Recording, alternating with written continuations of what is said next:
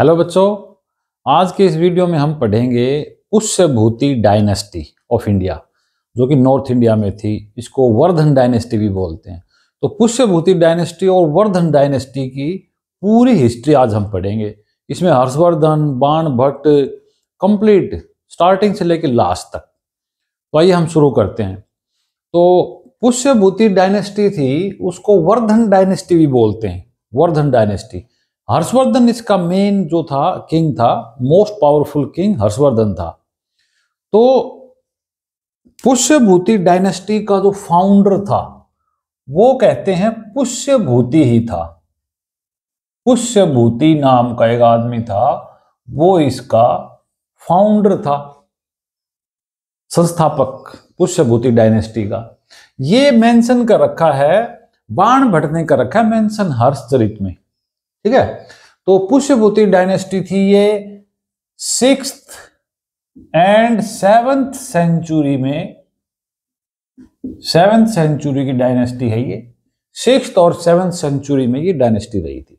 इसका जो टाइमिंग है ना, अगर हम, वैसे तो कोई मेंशन है नहीं किसी बुक में कोई भी, लेकिन जो इंस्क्रिप्शंस हैं और कुछ बुक्स हैं, हर्षचरित है और बाणभट्ट की और कादम्बरी है, उनसे पता लगता, आइडिया आता है कि ये 510 से लेके 647 तक ये इसका टाइमिंग है।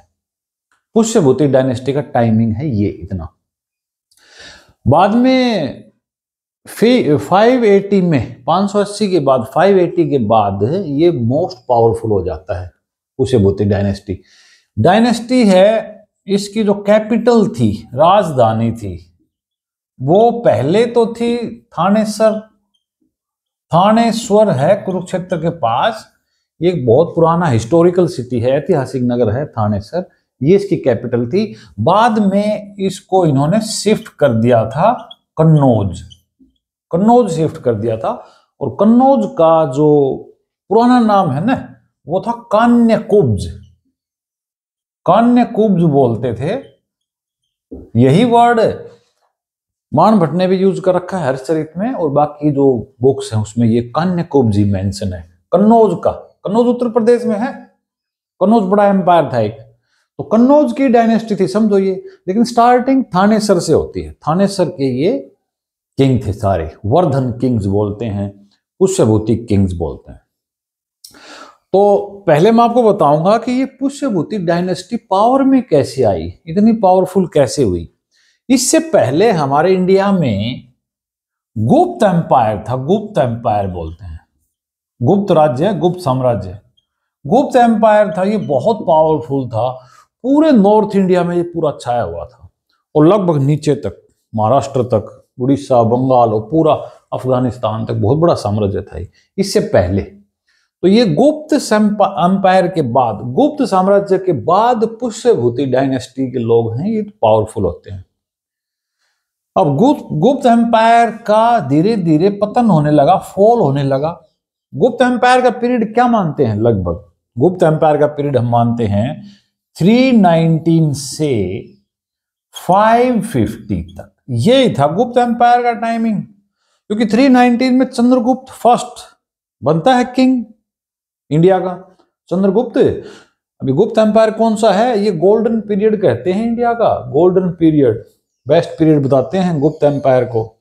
ये तो 300 साल, उन्होंने 400 साल राज किया था, उसमें से ये बेस्ट बता रहा हूं मैं, 319 से 550 तक। 550 में लास्ट इनका जो किंग था ना गुप्त एम्पायर का, विष्णुगुप्त था वो। विष्णुगुप्त 540 से 550 तक रूलिंग की उसने, 540 से 550 तक। और 319 में चंद्रगुप्त फर्स्ट बना, फिर चंद्रगुप्त सेकंड बना। इससे पहले समुद्रगुप्त बनता है, चंद्रगुप्त फर्स्ट के बाद समुद्रगुप्त, और फिर चंद्रगुप्त 2, जिसको विक्रमादित्य बोलते हैं। तो ये बहुत बड़ा साम्राज्य था। इसमें देखो, महाकवि कालिदास गुप्त एम्पायर में थे, आर्यभट्ट, वराह मिहिर, ठीक है, ये सारे महान कवि थे, ये सारे महान एस्ट्रोनॉमर्स, पोएट्स, राइटर गुप्त एम्पायर में हुए हैं। तो गोल्डन पीरियड कहते हैं। लेकिन बाद में 550 के बाद इसका फॉलिंग शुरू हो गई, और बहुत छोटे छोटे किंगडम बनने लगे। विष्णुगुप्त के बाद इसकी जो स्थापना थी वो की थी गुप्त नाम का राजा था, उसने की थी, गुप्ता ने, इसलिए गुप्त एम्पायर बोलते हैं।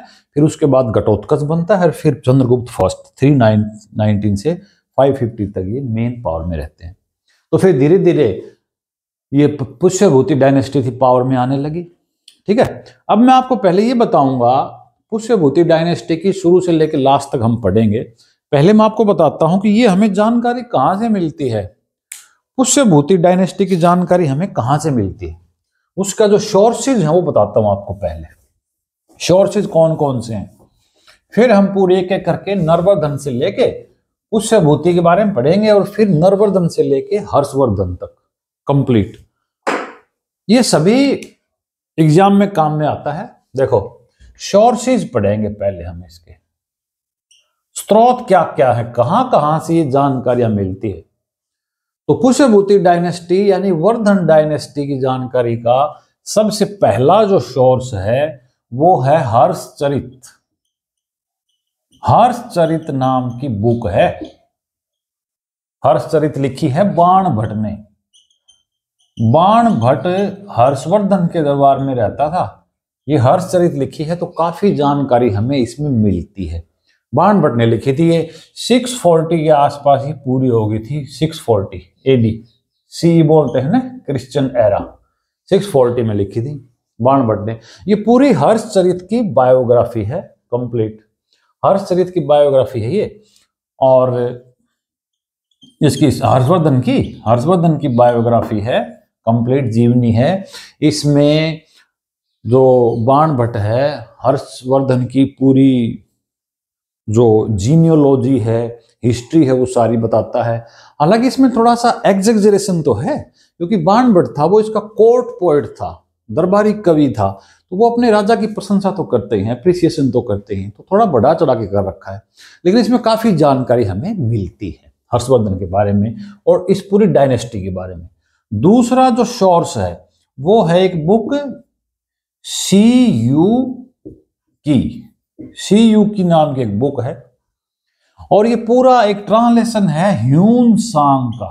ह्यून सांग चाइना का एक ट्रैवलर था जो इंडिया में आया था। ह्यून सांग है, उसने एक रिकॉर्ड लिखा, इसको इंग्लिश में बोलते हैं record of western region, records of western regions. क्योंकि ये जो ह्यून सांग था इसने अपनी जर्नी शुरू की थी चाइना से। ठीक है, चाइना से जर्नी शुरू की, वहां ये ईरान और ये अफगानिस्तान होता हुआ, इधर कश्मीर होता हुआ, फिर ये इंडिया में आया था। और हर्षवर्धन के पास ये कई दिनों तक रहा था, हर्षवर्धन के दरबार में। यहां पर इसने काफी टाइम बिताया था। तो इसने रिकॉर्ड किया था। ये कौन था? बुद्धिस्ट, एक बोधिसत्व था, समझ लो, बुद्धिस्ट एक स्कॉलर था। ह्यून सांग ट्रैवलर था। इसने ये महायान का था, ये भी याद रखना आप। महायान, देखो महायान और हीनयान दो ब्रांच है बुद्धिज्म की। महायान, हीनयान, ये जो 4th असेंबली हुई थी ना कनिष्क के टाइम 72 में कश्मीर में जो 4थी सभा हुई थी, बौद्ध सभा हुई थी, उसमें ये हीनयान और महायान दो ग्रुप बन गए थे, दो पार्ट में बढ़ गए थे। तो ये महायान को फॉलो करने वाले लोग थे, और ये हर्षवर्धन था ना, और इसका भाई था बड़ा राज्यवर्धन, वो भी महायान ब्रांच को ही फॉलो करते थे। महायान का मेन डिफरेंस बता देता हूं आपको। महायान वाले लोग गौतम बुद्ध को भगवान मानते हैं, गॉड मानते हैं, और हीनयान वाले उसको एक अच्छा इंसान मानते हैं जिसने पूरी दुनिया को नॉलेज दी, जानकारी दी। हीनयान वाले हैं वो महात्मा बुद्ध को, गौतम बुद्ध को गॉड नहीं मानते, महायान वाले मानते हैं। ठीक है, और बाकी देवताओं को ही मानते हैं महायान वाले। तो ये सीयूकी में ह्यून सांग ने हर्षवर्धन को शीलादित्य कहा है, शीलादित्य। तो हमें पता चलता है कि शीलादित्य वाला टाइटल भी ये हर्षवर्धन ने ले रखा था। तो ह्यून सांग की इस बुक से पता लगता है। और ले लो तीसरा। ठीक है, इसके बारे में और पढ़ेंगे आगे, मैं सारा बताऊंगा कि इसमें बुक में क्या क्या है। हर्षचरित के बारे में पढ़ेंगे, अभी मैं खाली सोर्स की बता रहा हूं आपको कि कौन कौन से सोर्स है। इसके बाद एक बुक और है, उसका नाम है आर्य मंजू श्री मूला। आर्य श्री मूला कल्प, एक संस्कृत की बुक है ये, आर्या मंजूश्री मूल कल्प, मंजूश्री मूल कल्प बोलते हैं इसको, आर्य साथ और जोड़ देते हैं। ये देखो, ये एक संस्कृत का एक टेक्स्ट है, इसमें भी काफी जानकारी मिलती है, पुष्यभूति डायनेस्टी के बारे में जानकारी मिलती है आर्य मंजूश्री में। इसमें क्या है, तो शशांक का जिक्र है, इसमें एक तो शशांक का जिक्र आगे बताऊंगा मैं, जब शशांक के बारे में पढ़ेंगे। शशांक ने हर्षवर्धन के भाई का मर्डर कर दिया था चीटिंग करके। शशांक वो है जिसने बोध गया में जो ट्री था ना वो कटवा दिया था, वही शशांक है, ये बंगाल का राजा था, ये गोड का, इसका मेंशन है, ठीक है। और इसमें ये भी कहा है आर्य मंजूश्री मूल कल्प में, इस बुद्धिस्ट टेक्स्ट में ये भी कहा है कि ये लोग वैश्य जाति के थे, वैश्य वर्ण के थे। देखो ह्यून-सांग जो है ना, उसने तो और बाणभट्ट ने तो इनको क्षत्रिय कहा है, क्षत्रिय बताया है डायनेस्टी के लोगों को, लेकिन यहाँ इस टेक्स्ट में वैश्य कहा गया है उनको, ये भी ध्यान रखना। तो इससे भी हमें जानकारी मिलती है। इसके बाद आगे लो, अब इसके बाद कुछ इंस्क्रिप्शंस और हैं। तो था देखो, एक बांसखेड़ा में, बांसखेड़ा एक जगह है, गांव का नाम है उत्तर प्रदेश में, बांसखेड़ा, बांसखेड़ा है, ये कहां पर है, बांसखेड़ा इंस्क्रिप्शन है, copper plate inscription, copper plate inscription है। अभिलेख होते हैं ना, उनको इंस्क्रिप्शन बोलते हैं, बांसखेड़ा कॉपर प्लेट इंस्क्रिप्शन। इससे काफी जानकारी मिलती है हर्षवर्धन डायनेस्टी की और इस पुष्यभूति डायनेस्टी की। देखो ये बांसखेड़ा में है और शाहजहांपुर में है, ये शाहजहांपुर उत्तर प्रदेश में है, यूपी में, यूपी का एक डिस्ट्रिक्ट है शाहजहांपुर, उसमें ये गांव है बांसखेड़ा। इसमें कॉपर की प्लेट बनवा के इंस्क्रिप्शन लिखवाया था हर्षवर्धन ने, हर्षवर्धन का इंस्क्रिप्शन है। और इसमें हर्षवर्धन के जो, हर्षवर्धन से पहले जो 3-4 किंग थे उनका नाम है, नरवर्धन, आदित्यवर्धन, राज्यवर्धन और प्रभाकर वर्धन, और उसके भाई राज्यवर्धन का भी जिक्र है इसमें, ये लिखवा रखा है संस्कृत में हर्षवर्धन ने। ये प्लेट देखो, इस प्लेट की जो डेट है ना वो 628 एडी की है, यानी सी बोल दो या एडी बोल दो, ये 628 की है। एक्चुअल में ये जो डेट है ना 628 है, ये हर्ष संवत के अकॉर्डिंग, हर्ष जो कैलेंडर है ना, हर्ष ने भी अपना कैलेंडर शुरू किया था।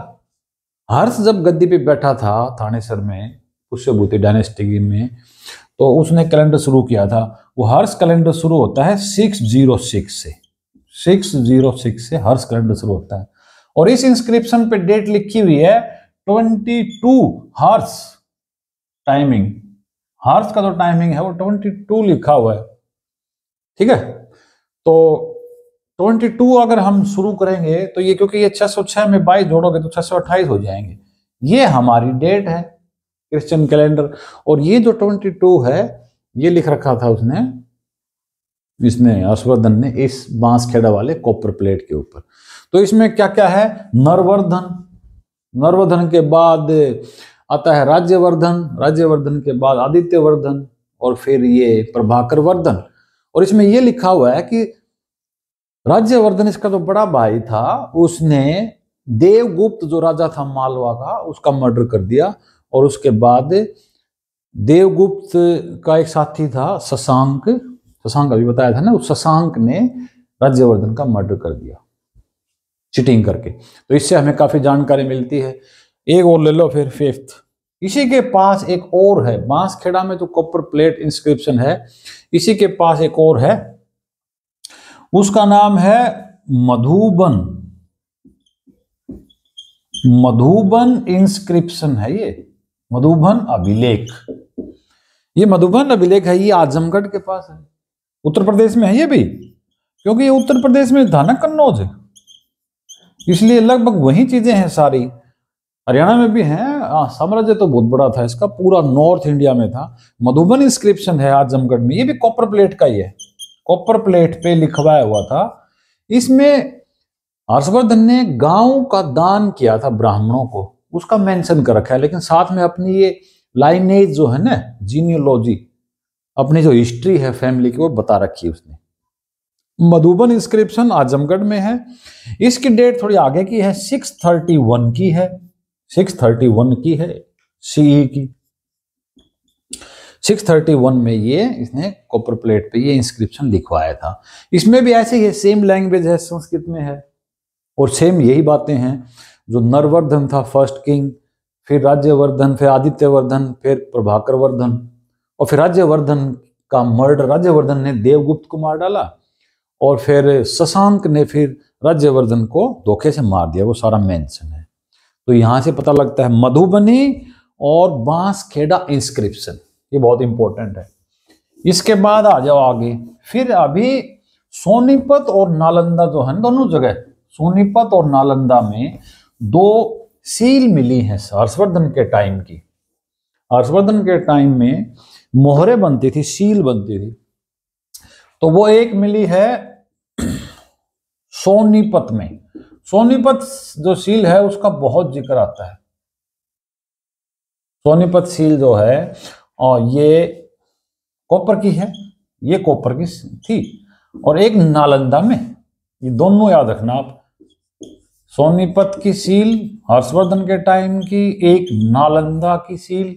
नालंदा वाली भाई क्ले की थी, नालंदा वाली मिली है वो क्ले की है, और ये सोनीपत में मिली है ये कॉपर की है।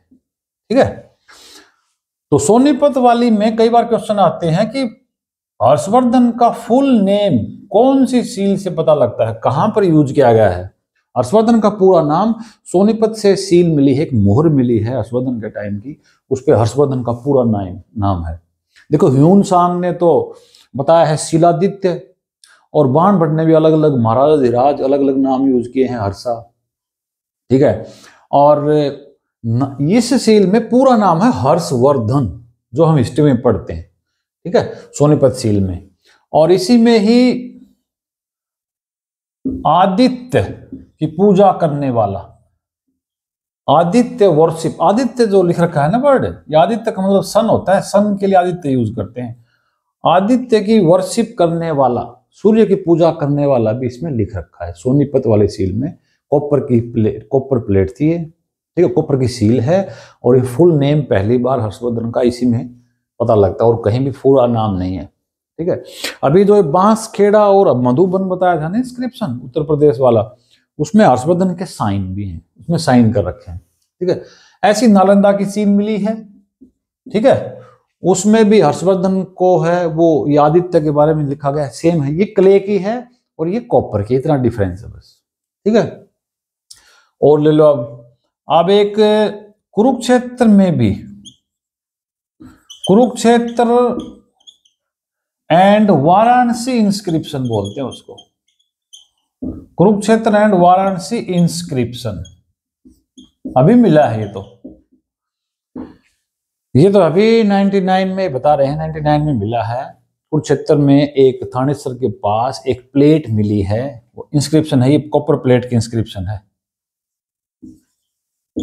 ठीक है, इससे भी हमें काफी जानकारी, इस वर्धन डायनेस्टी की जानकारी काफी हमें मिलती है। ठीक है, सोनीपत इंस्क्रिप्शन और ये कुरुक्षेत्र वाराणसी इंस्क्रिप्शन, क्योंकि वाराणसी में म्यूजियम है ना, वहां रखा हुआ है ये जो इंस्क्रिप्शन जो प्लेट्स हैं वाराणसी में म्यूजियम है, वहां रखा हुआ है। ठीक है, ये भी इंपॉर्टेंट है।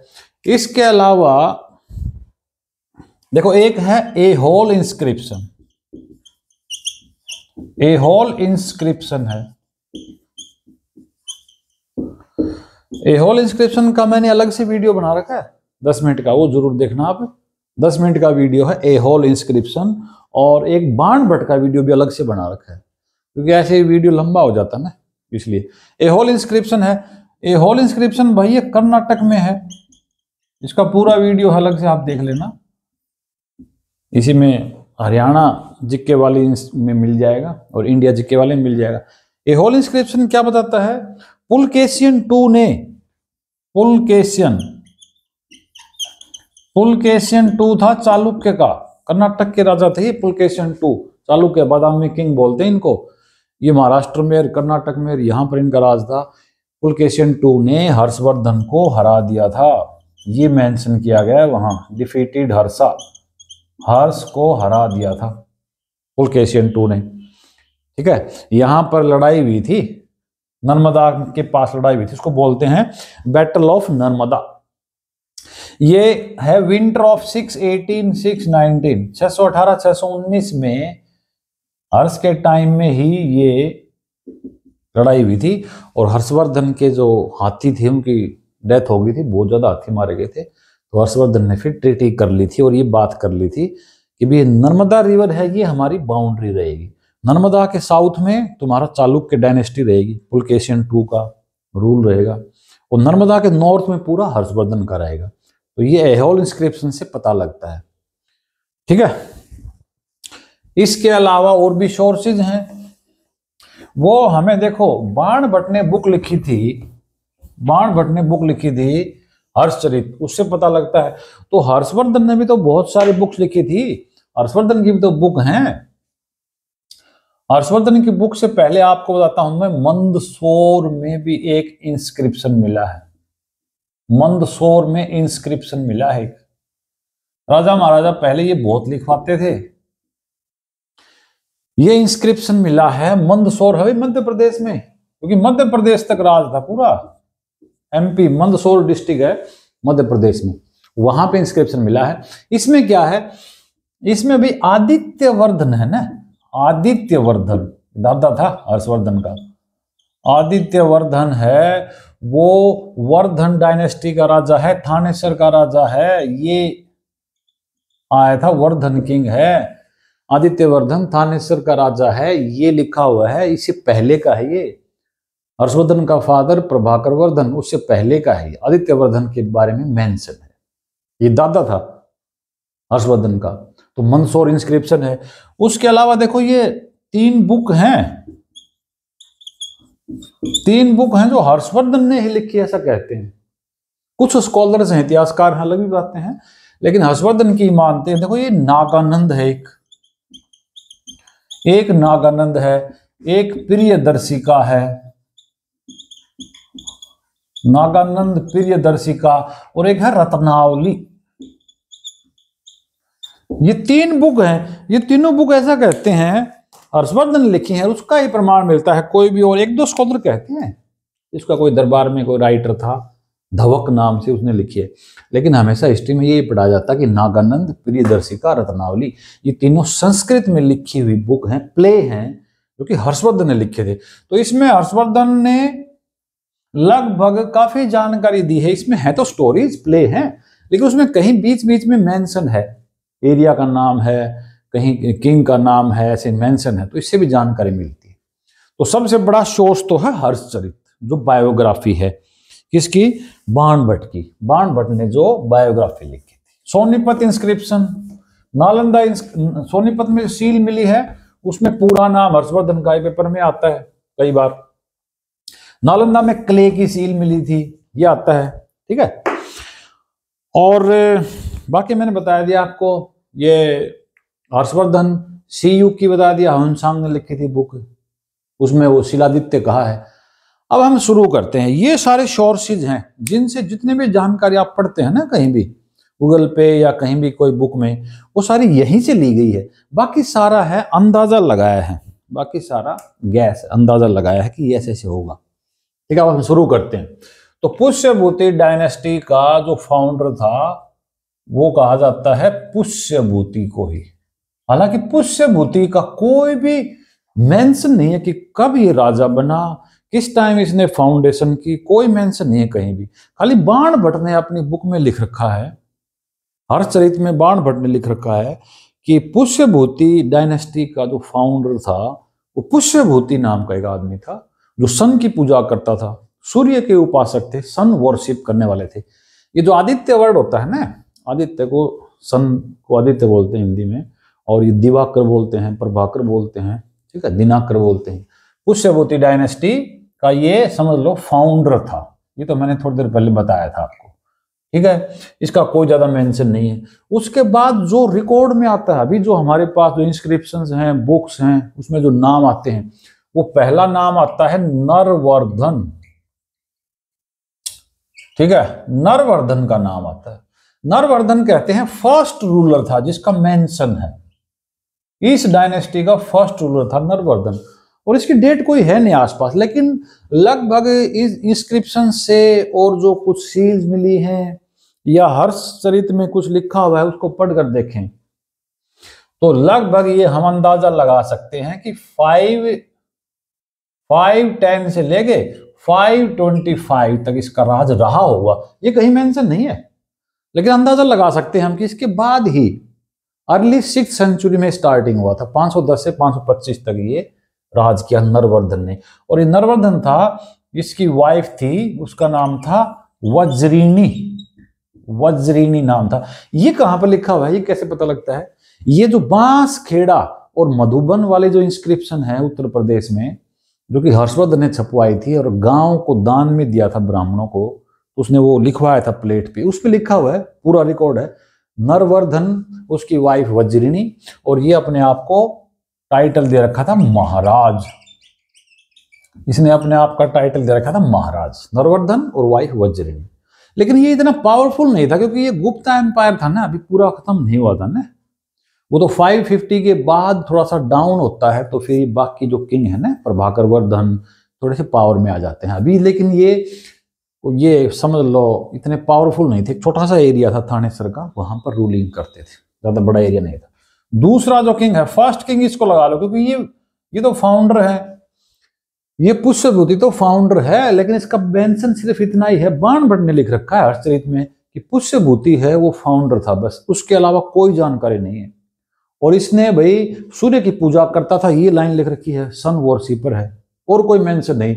अच्छा आदमी था ये बता रखा है, लेकिन रूलिंग का हमें और कहीं जानकारी नहीं मिलती। बस ये बांसखेड़ा और मधुबन से पता लगता है कि नरवर्धन था, उसकी वाइफ वज्रिनी देवी थी, महाराज का टाइटल इसने ले रखा था। ठीक है। दूसरा है भी राज्यवर्धन। नरवर्धन का जो बेटा था वो था राज्यवर्धन। ठीक है, राज्यवर्धन फर्स्ट बोलते हैं इसको। राज्यवर्धन फर्स्ट क्यों? क्योंकि राज्यवर्धन एक और भी है, हर्ष का बड़ा भाई था, हर्षवर्धन का बड़ा भाई राज्यवर्धन था, और राज्यवर्धन 2 बोलते हैं उसको। राज्यवर्धन था, ये तो समझ लो परदादा था हर्षवर्धन का। तो राज्यवर्धन फर्स्ट है। इसकी वाइफ का नाम भी याद रखना, ये जिक्र है अप्सरा, इसकी वाइफ थी अप्सरा।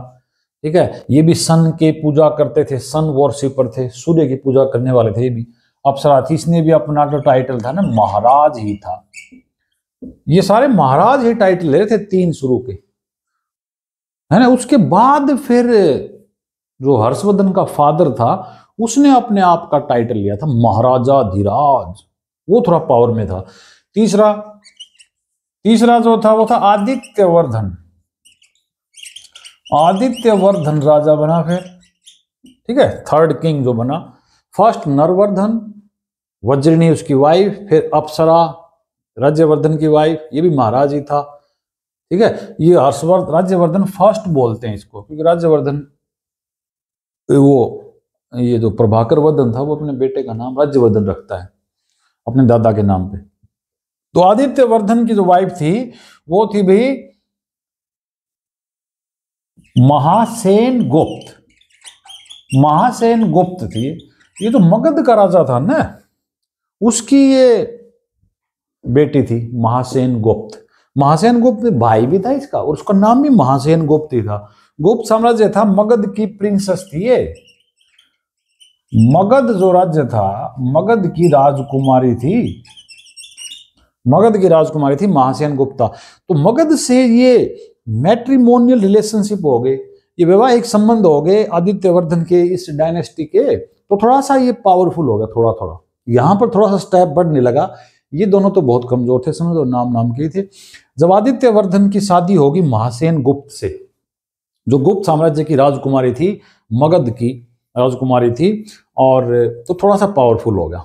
आदित्यवर्धन है ना, वो मैंने बताया था आपको कि मंदसौर वाले इंस्क्रिप्शन में, मंदसौर में इंस्क्रिप्शन मिला है एक मध्य प्रदेश में, वहां लिख रखा है कि ये आदित्यवर्धन था, वो यहाँ का किंग था।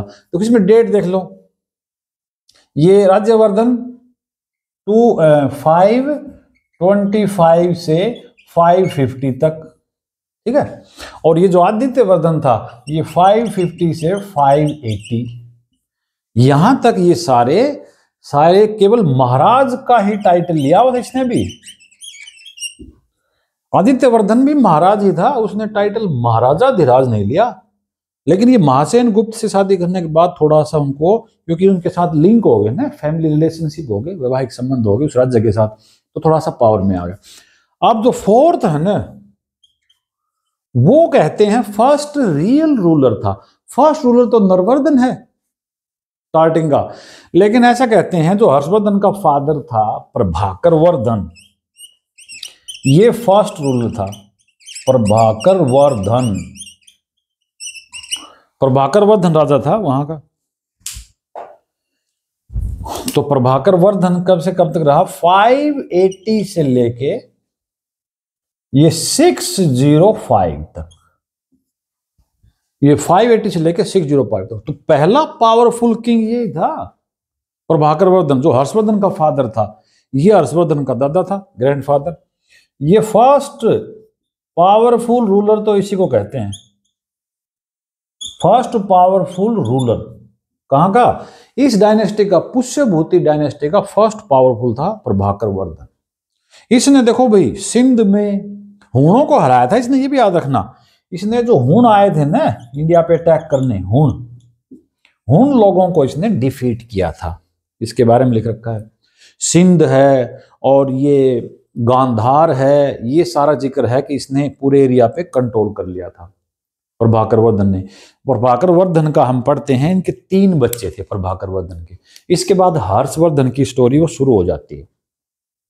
तो प्रभाकर वर्धन के 3 बच्चे थे। एक का नाम था राज्यवर्धन, सबसे बड़े का, उससे छोटा था वो था हर्षवर्धन, और उनकी एक सिस्टर थी राज्यश्री।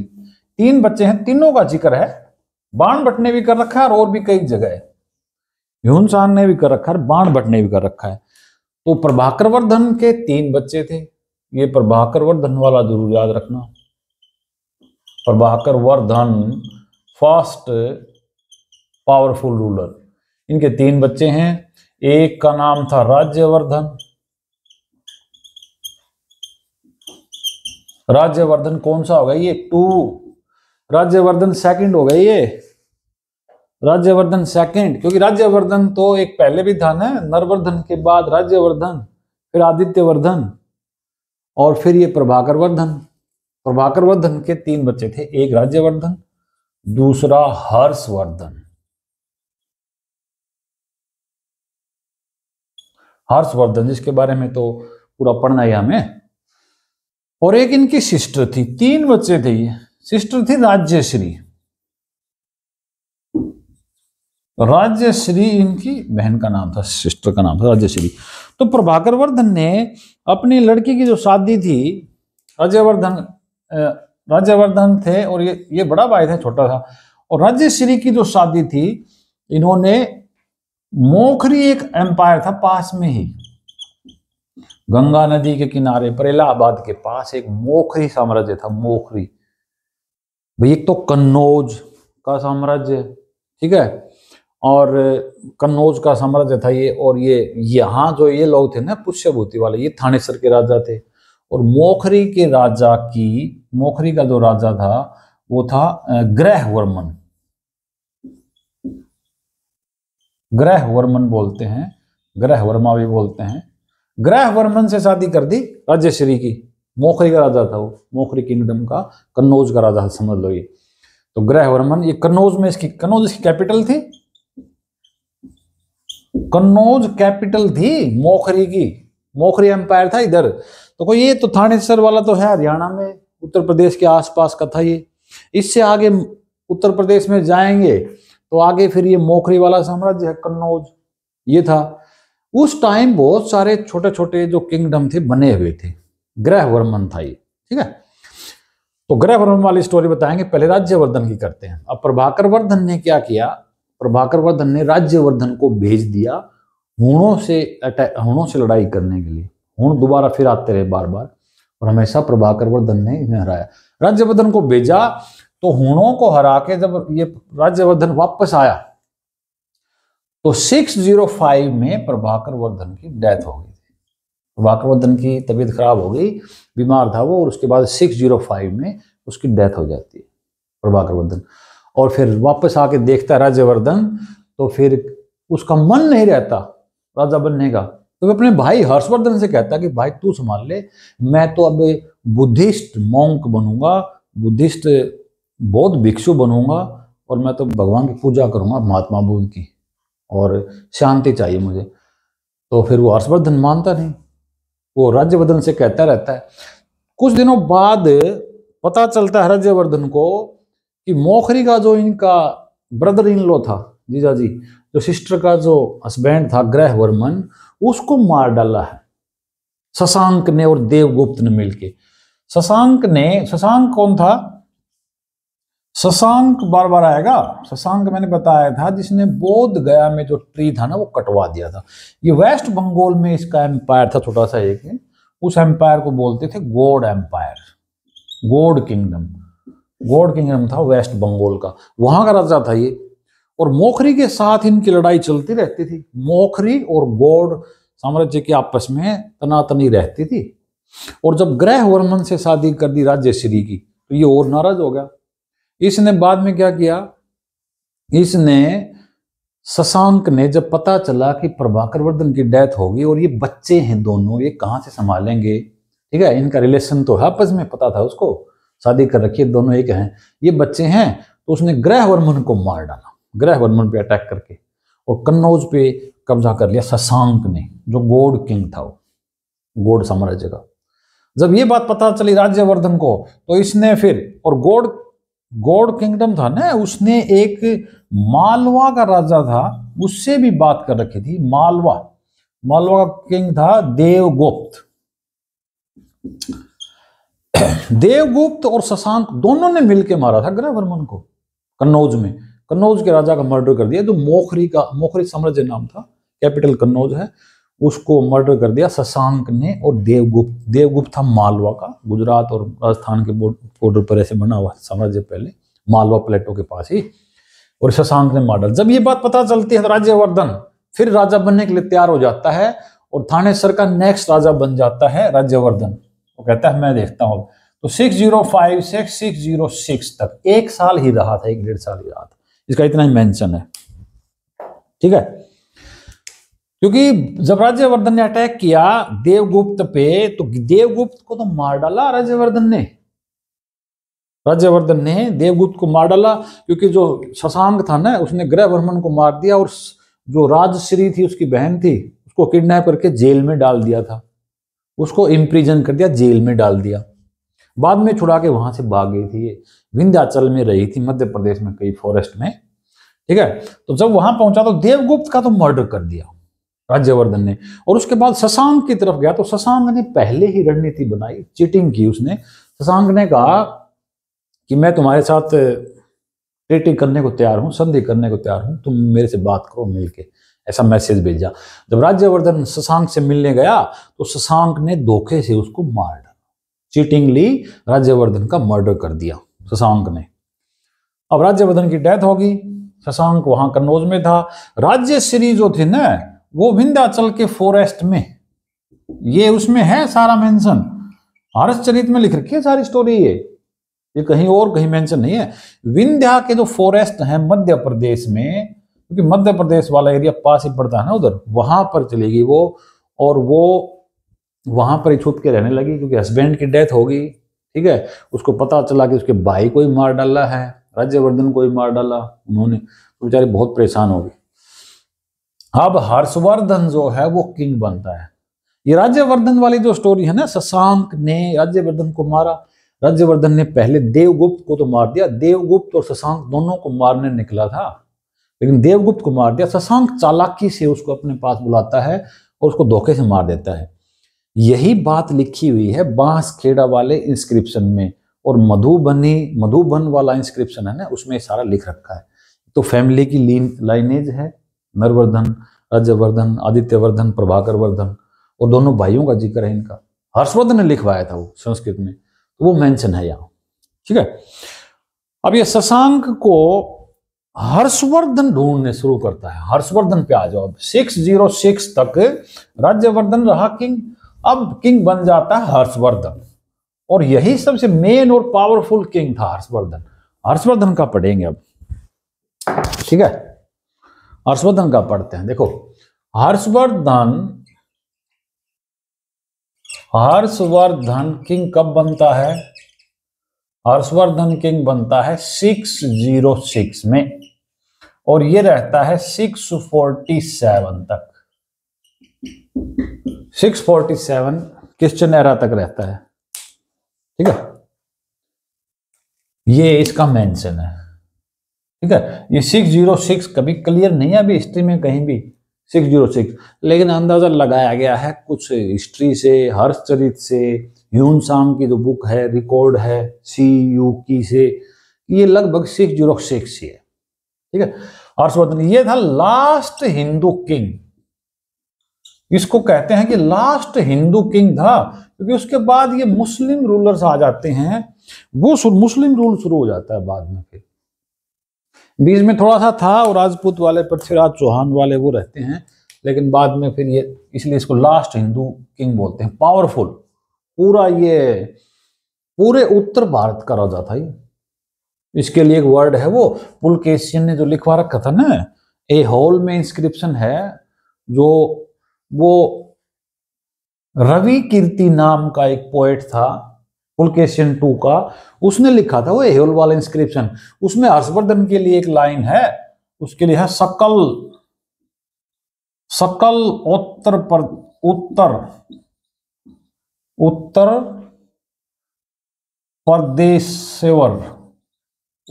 प्रदेश्वर सकल उत्तर प्रदेश्वर नाथ, ऐसे बोलते हैं।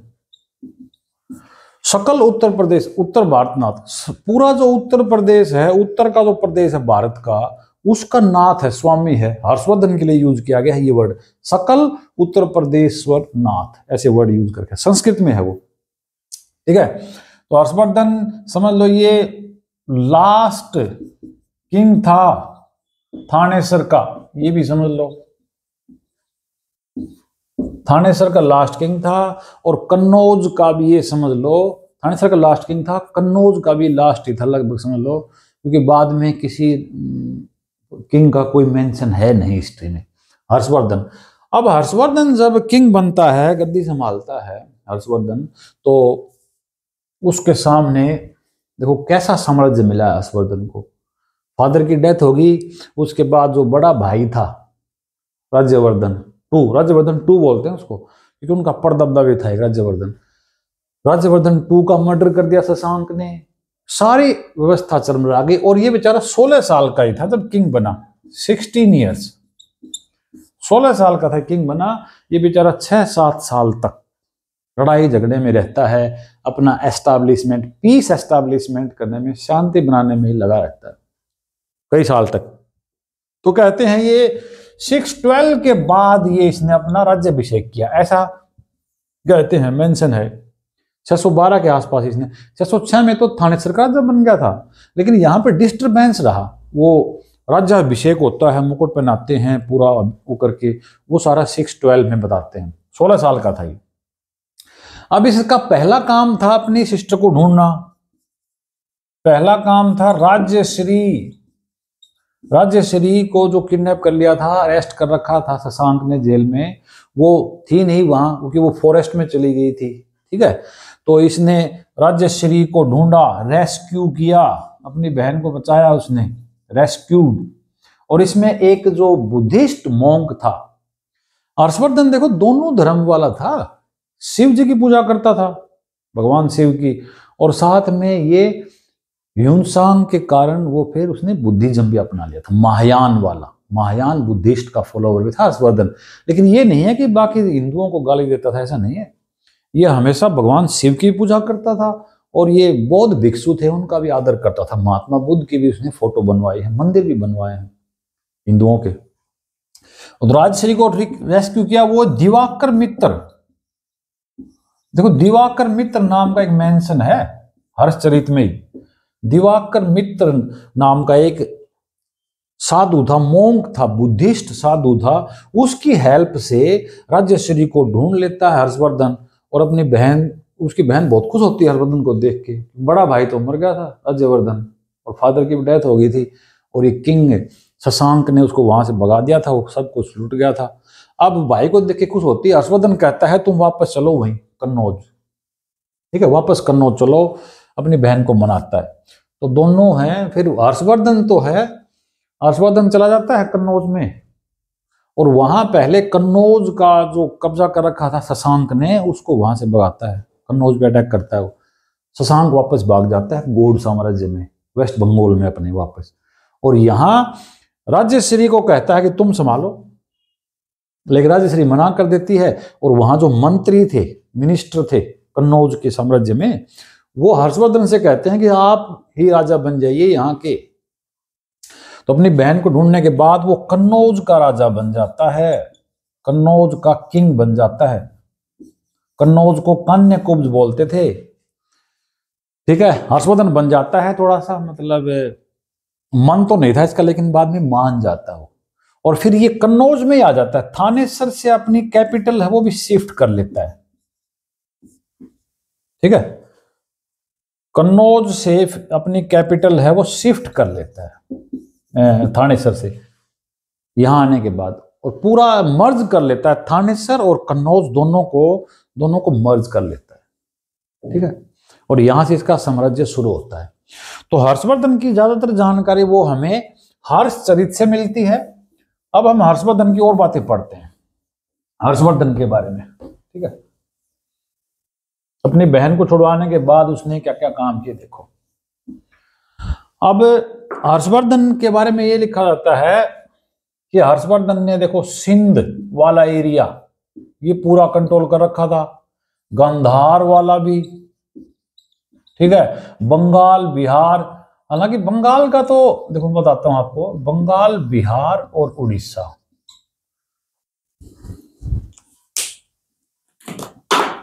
इसमें करिए, बंगाल, बिहार और उड़ीसा वाला जो एरिया था ना, उड़ीसा वाला एरिया, ये सारे पे इसका कंट्रोल था। और गुजरात में भी सिंध वाला एरिया भी, ठीक है। और जो कामरूप जो एरिया है ना, कामरूपा, कामरूपा आसाम में है, कामरूपा का किंगडम था आसाम में, वहां तक इसका साम्राज्य था। लेकिन कामरूपा पे हर्षवर्धन का कंट्रोल नहीं था। कामरूप का जो राजा था ना, ठीक है, कामरूप का जो राजा था वो, उससे हर्षवर्धन ने फ्रेंडशिप कर ली, उससे दोस्ती कर ली। किसके लिए? शशांक के अगेंस्ट, क्योंकि वेस्ट बंगाल में है, इधर तो कामरूप है, इधर वेस्ट बंगाल, और ये कन्नौज और कामरूप है ना, आसाम वाले दोनों मिलके शशांक के अगेंस्ट। और शशांक कभी वापस आ नहीं पाया। शशांक पे कई बार अटैक किया हर्षवर्धन ने, ऐसा कहते हैं कि शशांक को हरा नहीं पाया। ये जो आ रही है मंजूश्री मूल कल्प है ना, इसमें लिख रखा है कि शशांक को हरा तो दिया था हर्षवर्धन ने, लेकिन शशांक का मर्डर नहीं कर पाया, वो मार नहीं पाया, अपने भाई की मौत का बदला नहीं ले पाया उसको, लेकिन वो कभी आगे आ नहीं पाया, वहीं तक सीमित रहा। क्योंकि ये जो है ना, देखो एक जगह है उड़ीसा में, गांजम बोलते हैं इसको, गांजम में एक इंस्क्रिप्शन मिला है। उस इंस्क्रिप्शन में ये लिखा हुआ है कि 619 तक, 619 सीई तक शशांक जीवित था। शशांक का बनवाया हुआ था, शशांक 619 में जीवित था, ये प्रूफ मिला हुआ है। यानी कि ये 606 में जब राजा बना और उसके सिस्टर को ढूंढा, उसके बाद वो मर्डर नहीं कर पाया। शशांक की डेथ तो बाद में होती है, ये 637 ये मेंशन है, शशांक की डेथ होती है 637 में, 637 में, ठीक है। हाँ, उसके बाद 637 के बाद ये पूरा वेस्ट बंगाल हर्षवर्धन के अंडर में आ गया था। तो देखो, सिंध तो था ही पहले से ही, इसके फादर थे प्रभाकर वर्धन, उसने ही कर रखा था कंट्रोल। और बंगाल वाला, क्योंकि पहले बंगाल में शशांक को हरा तो दिया था, लेकिन वो कंट्रोल नहीं कर पाया गौड़ साम्राज्य को। हालांकि कामरूप वाले राजा की मदद ले ली थी, इसकी दोस्ती कर ली थी इससे साथ, कामरूप का और कन्नौज का कनेक्शन हो गया था। कामरूप और कन्नौज, ठीक है। 637 जल्दी इसमें दे दो। 637 में, ठीक है, इंस्क्रिप्शन था। तो शशांक की डेथ नहीं हुई। अब उसने काफी कंट्रोल कर रखा था पूरे नॉर्थ इंडिया का राजा बताया गया है पुलकेशिन II वाले एहोल वाले इंस्क्रिप्शन में भी, ठीक है। अब हम आगे चलते हैं। अब हर्षवर्धन था ना, उसके कोर्ट में कौन कौन लोग थे ये बताते हैं। कोर्ट के जो स्कॉलर्स थे, ये बहुत इंपॉर्टेंट है, पेपर में आता है। इसके दरबार के जो कवि थे वो कौन कौन थे वो बताते हैं। देखो, सबसे पहले तो बाण भट्ट। बाण भट्ट था हर्षवर्धन के दरबार का मेन पोएट, तो यही था। बाण भट्ट है, उसका एक रिलेटिव था वो भाई मयूर भट्ट। मयूर भट्ट भी एक पोएट था जो हर्षवर्धन के दरबार में रहता था, रिलेटिव था। ये ऐसा लिखा हुआ है कहीं भी, शायद ये या तो ये ब्रदर इन लॉ था या फादर इन लॉ था, तो ज्यादातर इसको ब्रदर इन लॉ ही मानते हैं। ये बाण भट्ट का साला था। बाण भट्ट का मैंने वीडियो बना रखा है अलग से, 10 मिनट का, 10-12 मिनट का, वो देख लेना आप, उसमें सारा बता रखा है। मयूर भट्ट था, बाण भट्ट था, ठीक है। एक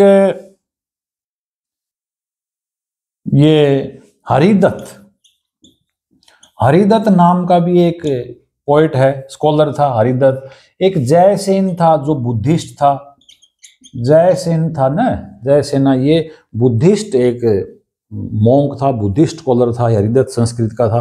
ये बाण भट्ट भी संस्कृत का था, मयूर भट्ट भी संस्कृत का था। हर्षचरित लिखने वाला बाण भट्ट और सूर्य शतकम लिखने वाला मयूर भट्ट, ठीक है। भूषण भट्ट इसका लड़का था। भूषण भट्ट है ना, वो भी पोएट था, यहीं रहता था वो भी। भूषण भट्ट ने कादम्बरी बुक थी, बाण भट्ट की बुक कादम्बरी, उसको पूरा किया था भूषण भट्ट ने। इसका लड़का था भूषण भट्ट, ठीक है। इसके अलावा एक ईशान पोएट का भी जिक्र आता है, ईशान पोएट का, ईशान नाम का पोएट जिक्र आता है। और एक आता है दिवाकर, मतंग दिवाकर, पूरा नाम था मतंग दिवाकर। मतंग दिवाकर नाम का भी एक स्कॉलर है। मतंग दिवाकर था, हरिदत्त था, जयसेन था, भूषण भट्ट था, ईशान था, मयूर भट्ट, बाण भट्ट, ये सारे हर्षवर्धन के दरबार में रहने वाले विद्वान थे सारे ये। जयसेन बुद्धिस्ट था, भूषण भट्ट इसका लड़का ही था, और मयूर भट्ट है ये इसका कोई रिलेटिव था, बिहार में पैदा हुए थे बाण भट्ट और मयूर भट्ट। और मतंग दिवाकर नाम का भी हुआ एक, ठीक है। अब ये तो थे पोएट हर्षवर्धन के। अब हम पढ़ते हैं हर्षवर्धन की जो विक्ट्रीज थी और उसने लड़ाइयां लड़ी, कहां कहां लड़ी, कौन कौन सी लड़ाइयां लड़ी और जीती। देखो, हर्षवर्धन की जो सबसे मेन जो है ना, वो तो है battle of Narmada. Battle of Narmada जरूर याद रखना आप। बैटल ऑफ नर्मदा मैंने अभी बताई थी, एहोल इंस्क्रिप्शन है कर्नाटक में, उसमें मेंशन है। ये देखो 618 से 619 वाला जो विंटर था, सर्दियां थी 618 से 619 में, वहां पर नर्मदा की लड़ाई हुई थी पुलकेशिन II के साथ। Pulakeshin II second, Pulakeshin first भी था, एक वतापी में ही था, बदामी में ही, यानी चालुक्य किंग था, उसके अगेंस्ट थी हर्षवर्धन की और पुलकेशिन II की लड़ाई हुई। हर्षवर्धन बहुत सारे हाथियों की सेना, कैवेलरी, घुड़सेना, एलिफेंट्स जो आर्मी थी वो लेके गया था, पैदल वाले भी, लेकिन यहाँ पुलकेशिन II से वो हार गया था। हालांकि ये सब पूरा मेंशन नहीं है, ये कहीं भी लिखा हुआ नहीं कहीं भी कि भी पुलकेशिन II ने हर्षवर्धन को हरा दिया था। एहोल इंस्क्रिप्शन में ऐसा लिखा हुआ है कि पुलकेशिन II है, उसके कारण हर्षवर्धन निराश हो गया था, डिसअपॉइंटेड हो गया था। उसके बहुत सारे हस्ती यानी हाथी वो बहुत सारे मारे गए थे, ऐसा मेंशन है, ठीक है। उत्तर भारत का जो राजा था वो निराश हो गया था, ये लिख रखा है। तो उसे पता लगता है कि भी डिफीट हो गई थी। और वैसे ही पता है कि नर्मदा रिवर से आगे, नर्मदा रिवर है मध्य प्रदेश में, उससे आगे साउथ में हर्षवर्धन नहीं जा पाया था। तो पुलकेशिन II के साथ लड़ाई हुई और पुलकेशिन II ने डिफीटेड, हरा दिया था हर्षवर्धन को इस लड़ाई में, नर्मदा वाली लड़ाई में। नर्मदा बैटल इसलिए बोलते हैं कि नर्मदा की फिर बाउंड्री बना ली थी पुलकेशिन II ने और हर्षवर्धन ने, ठीक है। इसके अलावा कौन सी, एक वल्लभी की लड़ाई भी याद रखो। देख, वल्लभी है गुजरात में था भाई, वल्लभी, वल्लभी पे भी अटैक कर दिया था हर्षवर्धन ने। गुजरात में है, मालवा वाले इलाके में, वल्लभी पे। और यहां पे धर्म भट्ट, धर्म सेना बोलते हैं, एक दो जगह धर्म भट्ट लिख रखा है। धर्म सेना 2 था यहां का राजा, वल्लभी का राजा, ठीक है। इस राजा पे अटैक कर दिया और बाद में हराने के बाद भी इन्होंने ट्रीटी कर ली थी। वल्लभी और धर्मसेना वल्लभी का राजा था वहां का, गुजरात का, इसको हरा दिया था समझो हर्षवर्धन ने। लेकिन बाद में दोनों में मित्रता होगी, क्योंकि पुलकेशियन 2 के पास ही तो था ना, नर्मदा की बाउंड्री पे तो है ना गुजरात, तो ये हेल्प कर सकता है इसलिए। तो फिर हर्षवर्धन, ऐसा लिखा हुआ है हर्षचरित में कि हर्षवर्धन ने अपनी बेटी की शादी कर दी थी, married his daughter. Harshvardhan married his daughter, Dharmasena 2 के साथ हर्षवर्धन ने अपनी बेटी की शादी कर दी थी। इसके 2 बेटे और थे, उसके बारे में ये मेंशन है कि उनका, हर्षवर्धन का जो मंत्री था ना, उसने फिर उसका मर्डर कर दिया था दोनों भाइयों का। वो लड़की थी उसकी शादी तो वहां गुजरात में वल्लभी के राजा के साथ, धर्मसेना, धर्मभट्ट बोलते हैं, उसके साथ हो गई थी। और बाकी जो लड़ाइयां हैं ना, वो बाणभट्ट ने वैसे एग्जेजरेशन के साथ, बड़ी अतिशयोक्ति के साथ डिस्क्राइब कर रखी है। कौन सी लड़ाई जीती, कब जीती, किसके विरुद्ध जीती, वो कहीं मेंशन नहीं है। लेकिन ये पूरा क्लियर है कि पूरे उत्तर भारत पे उसका राज था, कंट्रोल था पूरा नॉर्थ इंडिया में, ठीक है। अब हर्षवर्धन की हम पढ़ते हैं, अब हर्षवर्धन के साम्राज्य में एडमिनिस्ट्रेशन कैसा था, रिलीजन कैसा था, वो हम जानते हैं, ठीक है। नर्मदा बैटल। अब हम रिलीजन का पढ़ लेते हैं, ठीक है। हर्षवर्धन का जो रिलीजन था ना, वो दोनों है मेंशन किए गए हैं, बुद्धिज्म एंड सैविज्म। शिव जी का भक्त भी था, मैंने बताया था अभी, शिव जी का भक्त भी था और महात्मा बुद्ध था, उसकी पूजा भी करता था, ठीक है। बौद्ध धर्म की पूजा करता था, दोनों ही मेंशन है। लेकिन बड़ा ये कॉस्मोपॉलिटन था, सबकी हेल्प करने वाला था, जनरस है। ह्यून-सांग ने लिख रखा है सीयूकी में कि हर्षवर्धन जो राजा था, शिलादित्य, महाराज शिलादित्य बोला है ह्यून-सांग ने। महाराज शिलादित्य बहुत ही काइंड नेचर के थे, सबकी मदद करते थे। इनके साम्राज्य में, थानेश्वर, कन्नौज में कोई ऐसा क्राइम नहीं होता था। बहुत छोटे मोटे क्राइम होते थे, हालांकि उनको सजा मिलती थी, ऐसा मेंशन है कि उनके हाथ या पैर काट देते थे, कान काट देते थे, ये सजा मिलती थी चोरों चक्कों को, क्रिमिनल्स को। बुद्धिज्म है। और 2 चीजें आपको याद रखनी है, ये कन्नौज असेंबली बुद्धिस्ट लोगों के लिए, ह्यून-सांग को खुश करने के लिए, ह्यून-सांग के सम्मान में कन्नौज में असेंबली की, बुद्धिस्ट असेंबली, इसने, हर्षवर्धन ने बुद्धिस्ट लोगों के लिए असेंबली की थी, सभा की थी, महायान के लिए, महायान ग्रुप को बढ़ावा देने के लिए, प्रमोट करने के लिए। महायान सेक्ट बोलते हैं इसको, ये सेक्शन था। महायान और हीनयान 2 सेक्शन थे ना बुद्धिज्म के, तो महायान सेक्शन को प्रमोट करने के लिए कन्नौज में असेंबली की थी और इसका हेड बनाया था ह्यून-सांग को, ह्यून-सांग के लिए। ह्यून-सांग वही है, ह्यून-सांग देखो 629 से समझ लो 645 तक ये इंडिया में रहा था, ठीक है। और लेकिन हर्षवर्धन के दरबार में समझो ये 634 तक पहुंचा था।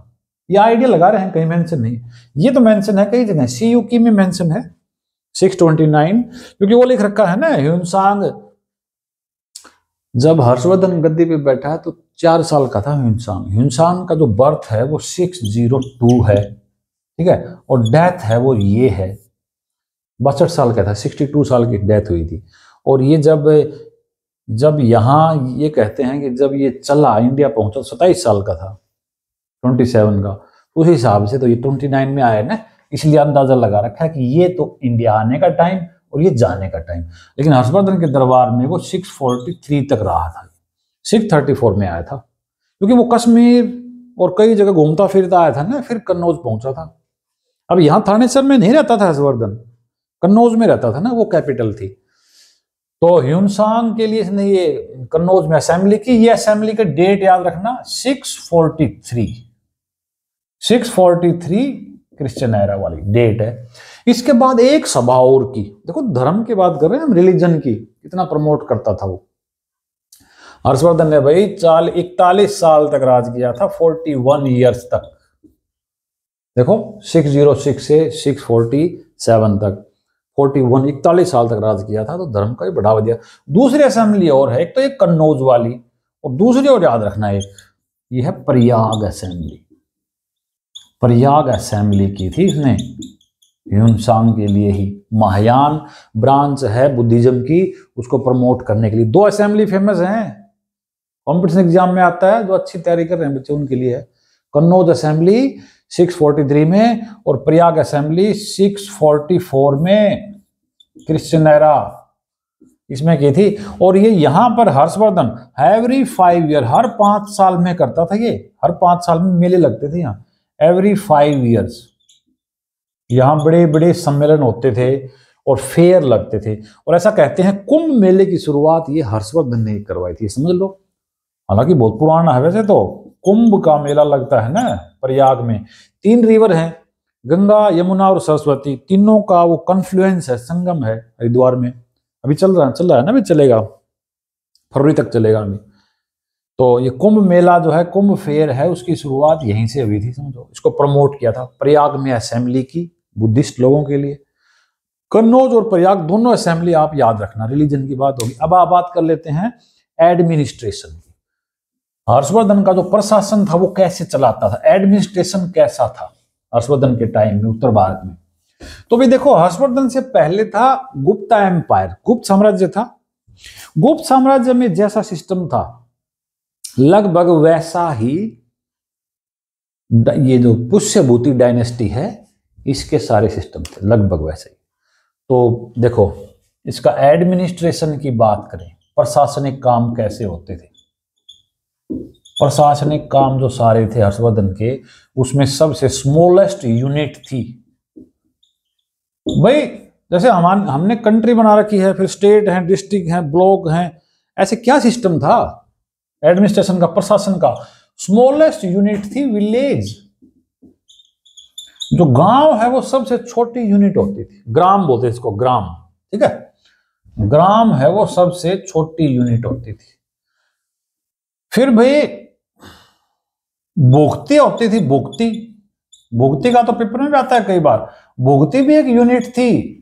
लैंड एरिया को, एक बड़े एरिया को 3-4 गांव को मिला के भुगती बोलते थे, एक यूनिट थी। भुगती से लैंड रेवेन्यू का कलेक्शन होता था कि भी तुम इस भुगती से तुम पैसे ले आओ, रेवेन्यू कलेक्शन के लिए बना रखे थे। ग्राम होता था, भुगती होता था। एक विषया भी था, विषया नाम का भी एरिया होता था। विषया भुगती से थोड़ा बड़ा होता था।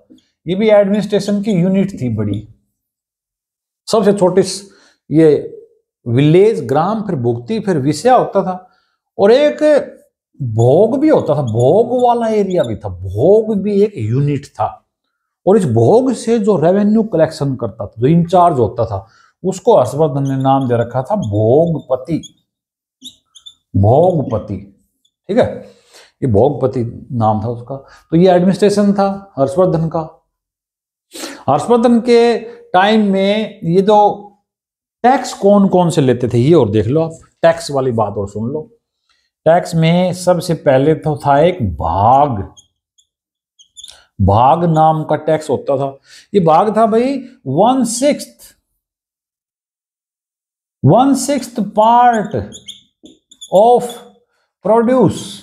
जो भी प्रोडक्शन होगा खेत में, जो भी प्रोडक्शन होगा उसका 1/6 पार्ट आपको देना पड़ेगा। भाग बोलते थे इसको हर्षवर्धन के सिस्टम में। ये ऐसा था, ये 1/6 पार्ट आपके खेत में जितना भी अनाज होता है ना, ग्रेन, क्योंकि खासतौर पर ग्रेन ही होता था, ठीक है, ग्रेन, इसके लिए भाग नाम का एक टैक्स होता था।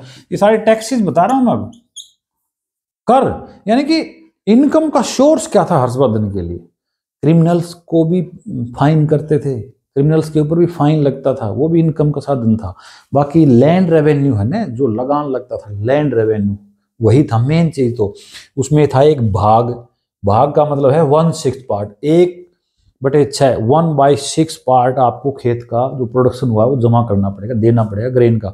इसके साथ होता था तुलामे नाम का भी एक टैक्स था, तुलामे, ये हाई लेवल के एग्जाम में पूछ सकते हैं, तुलामे, तुलामे नाम का भी था। ये क्रॉस के लिए था, इसका हालांकि कहीं मेंशन नहीं है कि तुलामे, जिक्र तो है इस नाम का टैक्स था हर्षवर्धन के टाइम, लेकिन ये मेंशन नहीं है कि भी किस प्रकार था। ये लैंड टैक्स ही होगा, ये तुलामे था, तो ये कैश क्रॉप के लिए लेते होंगे, तुलामे नाम का था। एक और भी है हिरण्य, हिरण्य नाम का भी एक टैक्स था। एक भाग था, भोग नाम का भी टैक्स था, भोग को तो भोगपति कलेक्ट करता था, भोग नाम का भी टैक्स था। ये तीनों तो समझ लो ये तो यूनिट थे एरिया के, हालांकि थे कलेक्शन के लिए। तो ये भाग याद रखना है 1/6। ये हिरण्य नाम का एक टैक्स था हर्षवर्धन के दरबार में और राज्य में, और तुला में था, ये ऐसे याद थे, ठीक है।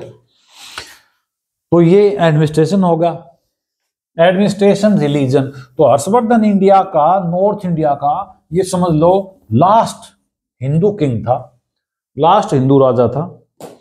अब मैंने एहोल इंस्क्रिप्शन का भी वीडियो बना रखा अलग से, और बाण भट्ट का वीडियो बना रखा अलग से, ठीक है। अब हम इसकी हर्षवर्धन की लास्ट का 1-2 मिनट का और वीडियो देखो। ये लास्ट हर्षवर्धन की लिटरेरी माइंड जो था ना, वो और बता देता हूं। हालांकि शुरू में मैंने बताया था सोर्सेज में, हर्षवर्धन ने खुद भी बहुत सी बुक लिखी हैं, बाण भट्ट ने तो लिखी है, बाण भट्ट की तो है ही हर्षचरित कादम्बरी, उसका वीडियो बना रखा है मैंने, आप जरूर देखना। लिटरेरी स्किल्स भी थी हर्षवर्धन में। क्या क्या लिखा था देखो, सबसे पहला तो है भाई नागानंद, संस्कृत का ही लेखक था, समझो ये राइटर था, बहुत अच्छा ऑथर भी था। नागानंद नाम का प्ले लिखा, प्रियदर्शिका, प्रियदर्शिका नाम का प्ले था, ये लिखा। और एक रत्नावली, रत्नावली नाम का एक प्ले लिखा। तीनों प्ले हैं, ये संस्कृत में है, संस्कृत के हैं सारे के सारे, रत्नावली, नागानंद, प्रियदर्शिका, ठीक है। ये तीनों नाम याद रखने हैं। कादम्बरी और हर्षचरित वो बाण भट्ट की हैं दोनों बुक, उनसे काफी पता लगता है। ये बुक भी पूछ लेते हैं इनके राइटर। ये क्वेश्चन देखा हुआ मेरा कि भी इनमें से कौन सी बुक है वो हर्षचरित की नहीं लिखी, हर्षवर्धन की नहीं लिखी हुई, बताओ। Which one of the following books is not written by Harshvardhan. तो इसमें हर्ष लिखा हुआ है, हर्षचरित, लेकिन ये तीनों लिखी हुई हर्षवर्धन की, ये हर्षवर्धन की लिखी हुई नहीं है, ये बाण भट्ट ने लिखी है। ये क्वेश्चन मैंने एग्जाम में कई बार देखा हुआ है, ठीक है। इसके अलावा एक चीज और हम बताऊंगा आपको मैं, बॉलीवुड में आ जाओ इंडिया में। अब बॉलीवुड में हर्षवर्धन के ऊपर मूवी बनी हुई, एक साइलेंट मूवी थी वैसे, उसका नाम था सम्राट शिलादित्य, सम्राट शिलादित्य नाम है इस मूवी का। और ये मूवी साइलेंट मूवी थी, पहले साइलेंट मूवी बनती थी ना, देखो फर्स्ट साइलेंट मूवी थी राजा हरिश्चंद्र, वो 1913 में बनी थी राजा हरिश्चंद्र। और फिर 1931 में आलम आरा बनी, जिसमें साउंड आया पहली बार, खाली पिक्चर चलती थी राजा हरिश्चंद्र में, तो आवाज नहीं आती थी, इसमें भी आवाज नहीं थी। सम्राट शिलादित्य, शिलादित्य बताया था मैंने, शिलादित्य हर्षवर्धन का ही नाम था। और ये मेंशन है इसमें, ह्यूनसांग में मेंशन है और कई जगह मेंशन है। ह्यूनसांग कहता था शिलादित्य, महाराज शिलादित्य। साइलेंट मूवी थी ये बॉलीवुड की, और ये 1926 में बनी थी। और मोहन नाम का इनका वो था डायरेक्टर, इसका डायरेक्टर था ना मोहन बागवानी, ऐसे बोलते हैं मोहन बागवानी ऐसे, मोहन बागवानी इसका डायरेक्टर था। 1926 में मूवी बनी, साइलेंट मूवी थी, और मूवी का नाम था सम्राट शिलादित्य। ये साइलेंट मूवी थी, first silent movie of India Raja Harishchandra, और फर्स्ट साउंड वाली मूवी आलम आरा, ऐसे थी, ठीक है। तो ये था हमारा हर्षवर्धन का पूरा इतिहास, इसमें सारी बातें हम बता दी हमने। ठीक है, उम्मीद है वीडियो आपको पसंद आया होगा। अगले वीडियो में फिर मिलेंगे। Thanks for watching.